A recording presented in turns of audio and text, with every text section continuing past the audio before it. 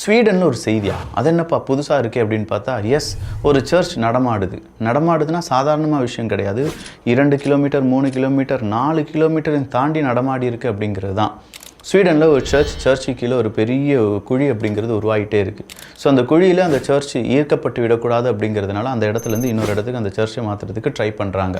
அப்படி மாற்றும்போது தான் தெரியுது அந்த குழி பல இடங்களில் இருக்குது. அந்த சர்ச் இங்கே வச்சாலும் ஒருவேளை அந்த குழியில் அந்த சர்ச் சிக்கி விடலாம் அப்படின்னு சொன்னதுனால அந்த சர்ச்சை வேறு இடங்களுக்கு மாற்றுவதற்கான ஆயத்த நடவடிக்கைகள் எடுக்கப்பட்டது. எவ்வளோ கிலோமீட்டர் தள்ளி போகணும் அப்படின்னு பார்த்தா 4.5 கிலோமீட்டர். ஸோ அந்த 4.5 கிலோமீட்டர் அந்த சர்ச்சை ஒரு இடத்துலேருந்து இன்னொரு இடத்துக்கு நகர்த்தி இருக்கிறார்கள் என்கிற தகவல் வெளியாகி இருக்கிறது. அடுத்ததா காசாவினுடைய சீஸ்ஃபயர் கேட்பதற்கே நல்லா இருக்கே. காசாவில் உண்மையிலேயே சீஸ்ஃபயர் உருவாக போகுதா அப்படின்னு கேட்டால் எஸ், உருவாகிறதுக்கான வாய்ப்புகள் நெருங்கி கொண்டிருக்கின்றன. ஹமாஸ் அந்த சீஸ்ஃபயருக்கு அக்செப்ட் பண்ணியிருக்காங்க.